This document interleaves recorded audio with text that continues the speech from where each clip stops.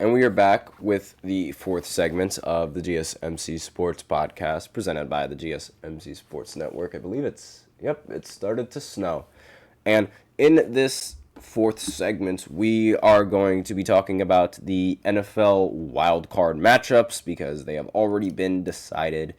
And I'm just going to give off some of my predictions for these matchups and these games and exactly, what's going to happen. So the first wild card matchup that we have got is going to happen on Saturday, January 11th. And I dropped my phone. That's always nice. I am rusty today. This is awful. But on January 11th, the Chargers are going to match up against the Houston Texans. And despite the fact that the Chargers have a better record than the Texans are going to be the team that ends up hosting this wild card matchup. I'm picking the Chargers in this one. I have much more faith in Justin Herbert in this season than I do with CJ Stroud in this season. Herbert has by far the better numbers than CJ Stroud. He has more passing yards, he has more passing touchdowns, and fewer interceptions than CJ Stroud. And quite recently, C.J. Stroud has been in a very bad sophomore slump. He's had some very embarrassing losses. A loss against the Ravens where he only put up 2 points. In fact, he didn't even put up those 2 points. His defense did. A loss to the Kansas City Chiefs where he only ended up scoring 19 points and threw 2 interceptions in this game. And another embarrassing loss to the Tennessee Titans in this year, where he threw he actually got outplayed a little bit by Will Levis, which is something that I never thought I would say. He threw 2 interceptions in that game as well. An embarrassing loss to the Detroit Lions, where Jared Goff turned into Jared Goof and threw 5 interceptions in that one game, and the Texans still ended up blowing the game in the end of the day. An embarrassing loss to the New York Jets, where they only put up 13 points, and he only accumulated 191 passing yards, which is not ideal.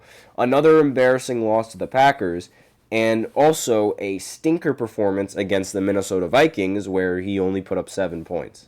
So he's had some really embarrassing, really inexcusable losses in this season. And I don't really think that they're going to be able to go up against the Chargers in this one. And not to mention, they're also going to have to fight a lot of injuries and players being injured on this team. Now, while they do have the home field advantage, I don't think that's going to really matter all that much for the Chargers in this game. The Chargers, their losses in this season, the Cardinals when they were really good, the Chiefs and the Steelers when they were really good, the Ravens, the Chiefs again, the Buccaneers, and those were all of the losses that the Chargers have had in this season. And regardless, I think this team is built a little bit better, and they aren't going to hinder as much from the injuries as the Texans are. So those are my thoughts. I think the Chargers are going to easily win in this one. I don't really think there's going to be any upsets in this first round matchup. Aside from one team, and I'll get to that in a minute, but next wildcard matchup is the Ravens. They're going to go up against the Steelers. This is a divisional rematch, a division rivalry, I guess you could say. And I don't think the Steelers stand a chance. I'm just going to put it that way. Lamar Jackson, he is the MVP of the league. There is absolutely no way that the Steelers are going to be able to beat the Ravens in the postseason. However, I will say, Lamar Jackson and his biggest bugaboo and the biggest stain on his reputation as a good quarterback is in the postseason. He's been unable to get it done for several years. However, I think if there was going to be any year where he does get it done, this will be the year. I genuinely think that the Ravens, they have one of the best chances of making the Super Bowl and being able to beat the Kansas City Chiefs. I genuinely think it could happen. And for the Steelers, they do this every year. It's no surprise for the Steelers that they're actually in the playoffs, and it's no surprise that they're most likely not going to get farther than the first round. No surprises there whatsoever. So, not really much that needs to be said about this, aside from this is like, we expect this to happen. We expect all of this to happen. Now, the next game on this series is of wildcard games is the Broncos going up against the Bills. Now, if there was any game that I would have picked to upset, it would be this one. I think if there was any team right now that could beat the overdogs or the hot dogs, I guess you would call them, would be the Broncos beating the Bills. Simply put, Josh Allen puts up stinker performances in the most important moments in the playoffs. This is another stain on his career. Now, while for the most part, he plays good in the playoffs. He has good playoff games, unlike Lamar Jackson, where Lamar Jackson has only like a couple of good playoff games. Josh Allen has a lot of them. However, he also puts up stinkers. And he's also put up several stinkers in this season. In fact, one of the worst performances that he's ever had was against the Houston Texans, where he only recorded like 9 completed passes and 131 yards, which is disgusting. It was absolutely terrible, that kind of performance. And not to mention, he also ended up losing to the Ravens, who, in case you guys forgot, Lamar Jackson and Josh Allen, they were fighting for the MVP conversation right there.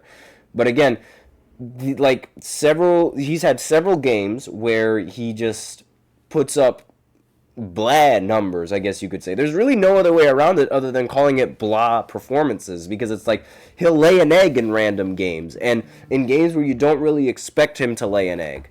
And I remember against the Bengals, he had home field advantage and was looking like he was going to end up playing the Chiefs in the postseason, but he ended up losing, and Stephon Diggs was very, very mad that they ended up losing in that game. But yeah, if there was any team that I could see them, if there was any game that I could see an upset happening, it would be in this one. Bo Nix is surprisingly an incredible quarterback. Surprisingly, in his first year as a player. Now, I want to let it be known that Bo Nix, while Josh Allen did not play in the last game, Bo Nix has more touchdowns than Josh Allen, and he also has more passing yards than Josh Allen. I'm just pointing that out there. I understand that Josh Allen did not play in the final week, but I'm just pointing that out there. Now, the next game, Packers against the Eagles. Now, if Jordan Love wasn't injured going into this game, I would have actually picked the Packers to upset the Eagles, and they would have been my team that I would have thought would be most likely to cause an upset. But because Jordan Love is most likely going to be out for this season, for the postseason, I don't think the Eagles are going to lose. I don't think the Eagles are going to lose. They're a well-oiled machine. They have Saquon Barkley, and I believe that Jalen Hurts is going to be back and ready for the postseason.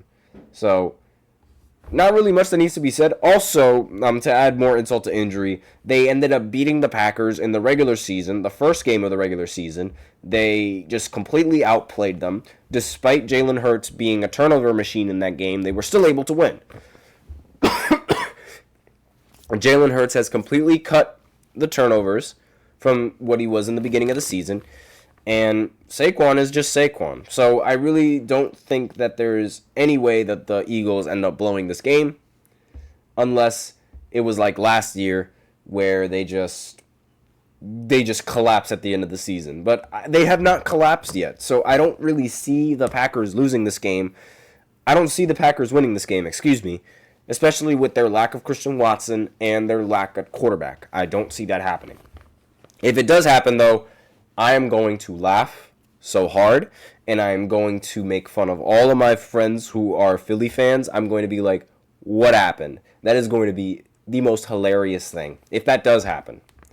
Next, the Commanders, they're going to go up against the Bucks in this game. Now, while the Bucks are technically a higher seed than the Commanders, I don't really think you would call the Commanders beating them an upset, because the Commanders have a much better record than Tampa Bay. And for some reason, Tampa Bay is like they're the favorites when looking at the spread for some reason. I personally think that Jaden Daniels and the Commanders, they're going to end up beating the Bucks, and I'm pretty sure a lot of us think that as well. Now, that's not to say that this game isn't going to be competitive. In fact, I think of all of the games that I've mentioned, this is going to be the most competitive game in the entirety of the wild card. The Bucks, they have a competent team with Baker Mayfield and a great wide receiver in Mike Evans, and Jaden Daniels we all know about Jaden Daniels, and we all know about the receiving core in Washington as well, just with how amazing Jaden Daniels has been making these guys, and they're talented in their own right, but still, this is probably going to be the most competitive game in the wild card. But I'm picking Washington. And then finally, the Vikings going up against the Rams. As we remember, the Vikings, they had to play against the Lions in the final game of the season. And in their final game of the season, they ended up losing, which made them the first 14-win team that has to play an away game in the wild card round. The first time in the history of the NFL that that's ever happened. And I still have the Vikings winning, honestly.